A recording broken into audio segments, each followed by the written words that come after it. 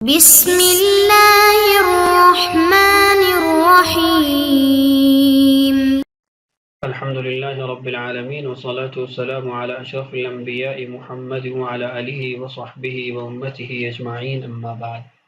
عزیز طلباء کرام، ہم نے قادیانی تحریفات جو آیات کے اندر کی گئی ہیں ان سے متعلق پڑھنا شروع کیا تھا۔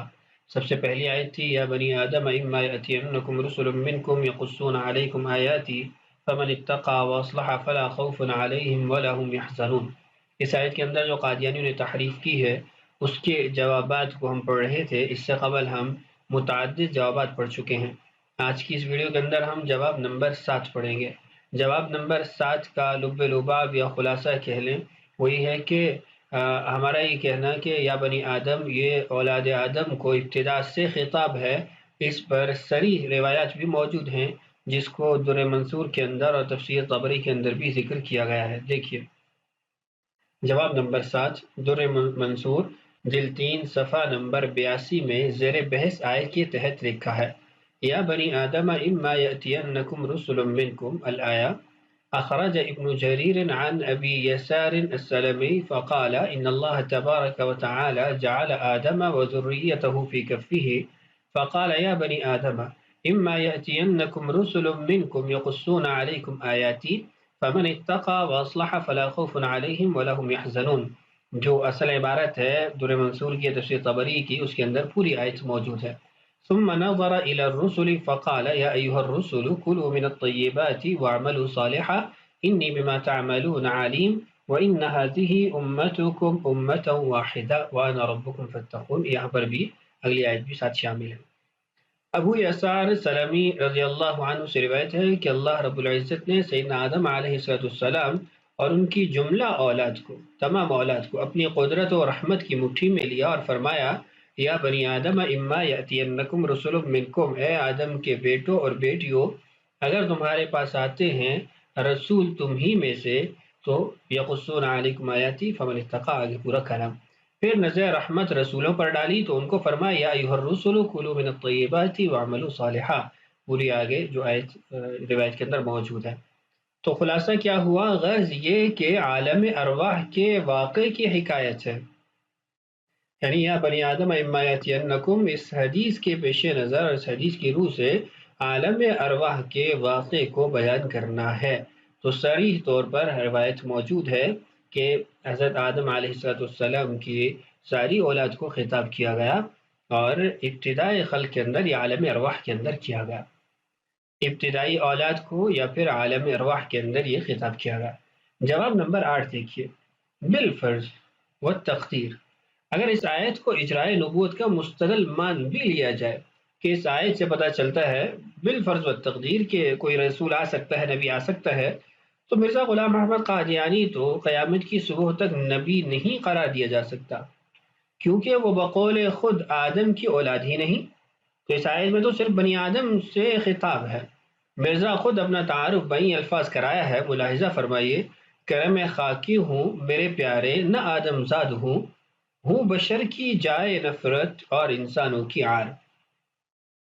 تو وہ تو خود کہہ رہا ہے کہ میں آدم زاد نہیں ہوں، میں تو بشر کی جائے نفرت ہوں، انسانوں کی عار ہوں۔ تو مرزا قادیانی کے لیے تو پھر بھی نبوت ثابت نہیں ہو سکتی، تو اس کے لیے تھکنے کی کیا ضرورت ہے، اس کے لیے فضول قسم کی تحریفات اور تلبیسات کرنے کی کیا ضرورت ہے۔ یہ جو شعر ہے نا، کرم خاکی ہوں میرے پیارے نہ آدم زاد ہوں بشر کی جائے نفرت اور انسانوں کی عار، جب آپ قادیانیوں کو یہ شعر سناتے ہیں تو وہ تعبیل کرتے ہیں کہ یہ تو عاجزی تھی، یہ تو انکساری تھی، کسر نفسی تھی، فلاں نے بھی ایسی کسر نفسی کی، فلاں نے ایسی کی۔ تو یہ عاجزی نہیں ہے، یہ تو اس نے حقیقت بیان کی ہے۔ مرزا قادیانی کی عاجزی یعنی عاجزی تو شاید اس کو چھو کر بھی نہیں گزری، وہ تو تکبر نخوت سے بھرا ہوا تھا اور وہ تو گستاخیوں سے بھرا ہوا تھا۔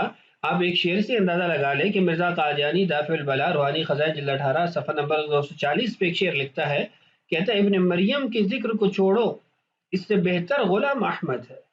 تو یہ قادیانی جس کو تم متواضع کہتے ہو، یہ تو اپنے آپ کو نعوذ باللہ حضرت عیسیٰ علیہ السلام سے بھی بڑا ہوا سمجھتا ہے، بلکہ اس کی تو ایسی ایسی عبارتیں موجود ہیں جس میں یہ رسول اللہ صلی اللہ علیہ وسلم سے بھی اپنے آپ کو افضل کہتا ہے۔ تو تو اس کے اندر کون سی تواضع یا کہاں کی تواضع پائی جاتی ہے؟ تو مرزا قادیانی وہ منکسر المزاج نہیں تھا، بلکہ وہ تو متکبر المزاج تھا۔ بہرحال یہ چند جوابات آپ کے سامنے اسکرین پر آ چکے ہیں، یہاں پر میں ایک اور جواب کا اضافہ کر دوں، اور یہ مرزا قادیانی کی اپنی کتابوں سے بھی یہ جواب ثابت ہو جائے گا، وہ یہ کہ جو آیت ہے یا بنی آدم اما یاتینکم رسل، اس آیت کے اندر رسل یہ جمع کا صیغہ ہے، اور جمع کا صیغہ اس بات پہ دلالت کرتا ہے کہ ایک سے زائد افراد پھر آئیں گے۔ تو مرزا قادیانی کی جو جماعت ہے وہ کیسے مرزا غلام احمد قادیانی کے لیے اس سے نبوت ثابت کرتی ہے، حالانکہ ان کا کہنا تو یہ ہے کہ حضرت محمد صلی اللہ علیہ وسلم کے بعد قیامت تک صرف مرزا قادیانی ہی ایک فرد واحد ہے جو نبی بنا اور رسول بنا، اور کوئی نہ تھا نہ ہوگا۔ تو پتہ چلا آیت میں تحریف کرنے کے بعد بھی ان کے عمل اور مستدل کے مطابق یہ آیت نہیں ہو سکتی، اس لیے کہ اس میں جمع کا صیغہ ہے۔ تو بہرحال آپ کو پہلے یہ باتیں دکھا دی تھیں، پڑھا دی تھیں، سنا دی تھیں، جس کے اندر یہ بات آ چکی ہے کہ مرزا غلام احمد قادیانی اور اس کی جماعت مرزے کو خاتم النبیین نعوذ باللہ سمجھتی ہے۔ تو یہ تقریباً 8، 9، 10 جوابات ہمارے ہو چکے ہیں ایک آیت کے اندر جو مرزائیوں نے تحریف کی تھی اس سے متعلق۔ اب اس کے بعد دوسری آیت ہے، اس کی طرف بڑھتے ہیں۔ آیت نمبر 2، وَمَن يُطِعِ اللَّهَ وَالرَّسُولَ فَأُولَٰئِكَ مَعَ الَّذِينَ أَنْعَمَ اللَّهُ عَلَيْهِم مِّنَ النَّبِيِّينَ وَالصِّدِّيقِينَ وَالشُّهَدَاءِ وَالصَّالِحِينَ وَحَسُنَ أُولَٰئِكَ رَفِيقًا۔ سورہ نساء آیت نمبر 170۔ مسلمانوں نے اس کا ترجمہ کیا کیا ہے، پہلے وہ آپ کے سامنے لے آتا ہوں، اس کے بعد پھر قادیانیوں کی جو تحریف ہے اس کا سمجھنا آسان ہو جائے گا۔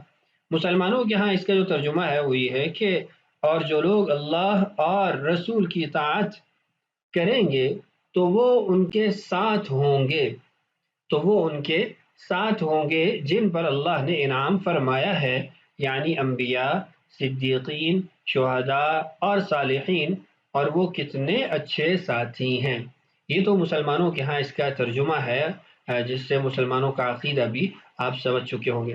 اب قادیانی اس آیت کا ترجمہ کیا کرتے ہیں اور اس میں تحریف کیا کرتے ہیں وہ آپ کے سامنے اسکرین پر لے آتا ہوں، پھر کتاب کی عبارت کی طرف بڑھتے ہیں۔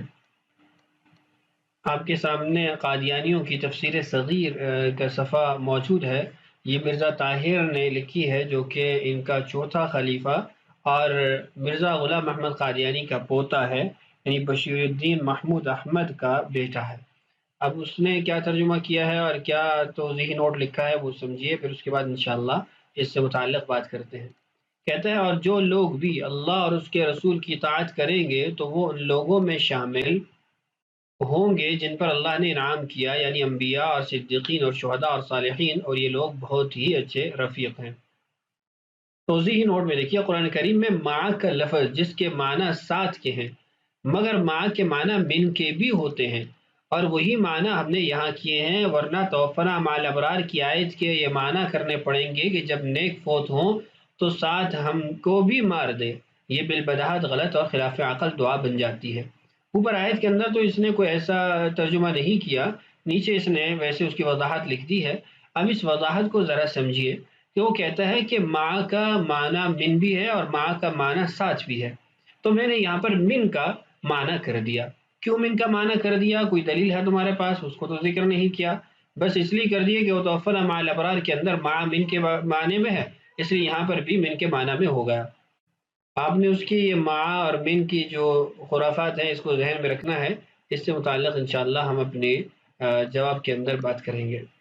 اب جواب کی طرف لوٹیے۔ قادیانی کہتے ہیں کہ جو اللہ اور اس کے رسول کی اطاعت کریں گے وہ نبی ہوں گے، صدیقین ہوں گے، شہید ہوں گے، صالح ہوں گے۔ اس آیت میں 4 درجات کے ملنے کا ذکر ہے۔ اگر انسان صدیق، شہید اور صالح بن سکتا ہے تو نبی کیوں نہیں بن سکتا؟ 3 درجوں کو جاری ماننا اور ایک کو بند ماننا تحریف نہیں تو اور کیا ہے؟ اگر صرف معیت مراد ہو تو کیا حضرت صدیق اکبر رضی اللہ عنہ، حضرت فاروق اعظم رضی اللہ عنہ صدیقوں اور شہیدوں کے ساتھ ہوں گے، خود صدیق اور شہید نہ تھے؟ یعنی اگر عینیت مراد نہیں ہے، معیت مراد ہے، تو کیا یہ لوگ صدیق اور شہید نہیں تھے بلکہ یہ صدیقین اور شہداء کے ساتھ ہوں گے؟ تو امید ہے اعتراض آپ سمجھے ہوں گے۔ اب اس کے جوابات کی طرف بڑھیے۔ سب سے پہلا جواب، آیت مبارکہ میں درجات ملنے کا ذکر نہیں ہے، بلکہ جو اللہ تعالیٰ اور اس کے رسول حضرت محمد صلی اللہ علیہ وسلم کی اطاعت کرے وہ آخرت میں انبیاء، صدیقین، شہیدوں اور صالحین کے ساتھ ہوا، جیسا کہ آیت کے آخری الفاظ وَحَسُنَ أُولَئِكَ رَفِيقًا ظاہر کرتے ہیں۔ رفیق کس کو کہتے ہیں؟ ساتھی کو کہتے ہیں، اور ساتھی ساتھ رہنے والا، یعنی مع کا معنی معیت اس سے مراد ہے، تو پتہ چلا کہ معیت مراد ہے، عینیت مراد نہیں ہے۔ جواب نمبر 2، یہاں معیت ہے، عینیت نہیں ہے۔ معیت فی الدنیا ہر مومن کو حاصل نہیں، اس لیے کہ اس سے مراد معیت فی الآخرہ ہی ہے۔ چنانچہ مرزائیوں کے مسلمہ 10ویں صدی کے مجدد امام جلال الدین رحمہ اللہ نے اپنی تفسیر جلالین شریف میں اس آیت کا شان نزول لکھا ہے، یعنی امام جلال الدین سیوطی رحمہ اللہ، وہ تو ان کے نزدیک بھی مسلم مفسر ہیں، وہ اپنی تفسیر کے اندر شان نزول لکھتے ہیں، قال بعض الصحابة للنبي صلی اللہ علیہ وسلم كيف نراك في الجنة وأنت في الدرجات العلى ونحن أسفل منك فنزل ومن يطع الله والرسول فأولئك مع الذين أنعم الله عليهم وآخر تک وحسن أولئك رفيقا، أي رفقاء في الجنة بأن يستمتع فيها برؤيتهم وزيارتهم والحضور معهم وإن كان مقرهم في درجات عالية بالنسبة إلى غيرهم۔ جلالین صفحہ نمبر 80۔ ترجمہ دیکھیے، بعض صحابہ اکرام رضی اللہ عنہم اجمعین نے حضرت صلی اللہ علیہ وسلم سے عرض کیا کہ آپ صلی اللہ علیہ وسلم جنت کے بلند و بالا مقامات پر ہوں گے اور ہم جنت کے نچلے درجات پر ہوں گے، آپ صلی اللہ علیہ وسلم کی زیارت کیسے ہوگی؟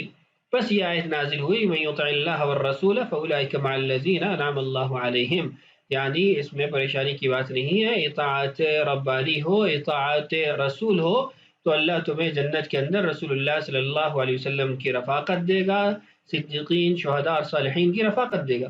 یہاں رفاقت سے مراد جنت کی رفاقت ہے کہ صحابہ اکرام رضی اللہ عنہ اجمعین انبیاء اکرام علیہم الصلوات والتسلیمات کی زیارت و حاضری سے فیضیاب ہوں گے، اگرچہ ان انبیاء کا ٹھکانہ دوسروں کی نسبت بلند مقام پر ہوگا۔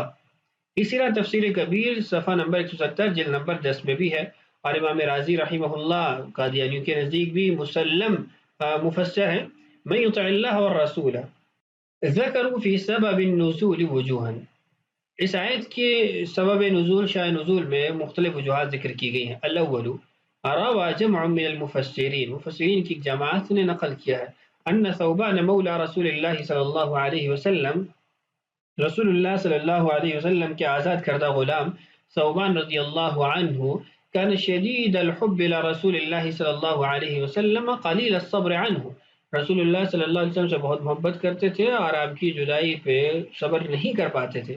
فَأَتَاهُ يَوْمًا، ایک دن آپ کے پاس آئے، وَقَدْ تَغَيَّرَ وَجْهُهُ، ان کا چہرے کا رنگ بدلا ہوا تھا، وَنَحَلَ جِسْمُهُ، ان کا جسم لاغر پڑا تھا، وَعُرِفَ الْحُزْنُ فِي وَجْهِهِ، اور ان کے چہرے پر وہ پریشانی کے غم کے آثار تھے۔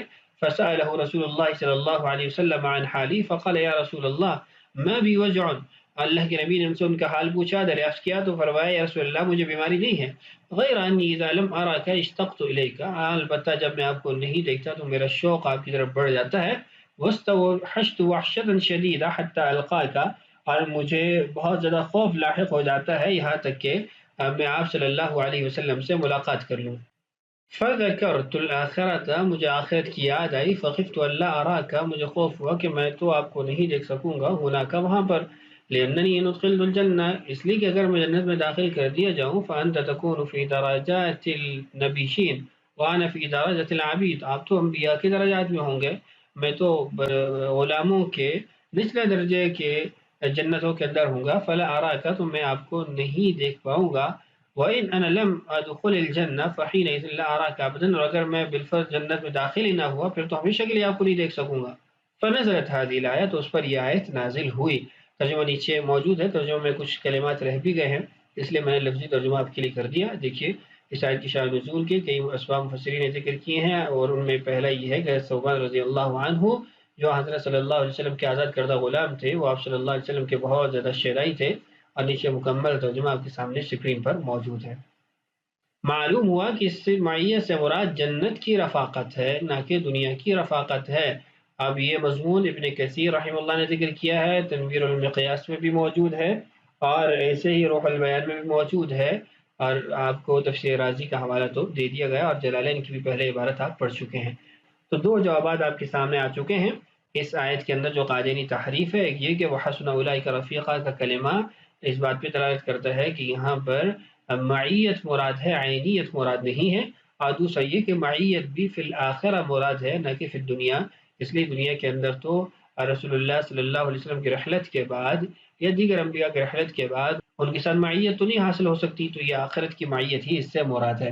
تو آج کی اس ویڈیو میں اسی پہ اکتفا کر لیتے ہیں، دو جوابات آپ جان چکے ہیں، مزید جوابات کا جو تسلسل ہے انشاءاللہ اگلی ویڈیو میں اس کو جاری رکھیں گے۔ اللہ تعالی ہم سب کو فتنہ قادیانیت سے محفوظ فرمائے، انسانیت کی حفاظت فرمائے۔ السلام علیکم ورحمۃ اللہ وبرکاتہ۔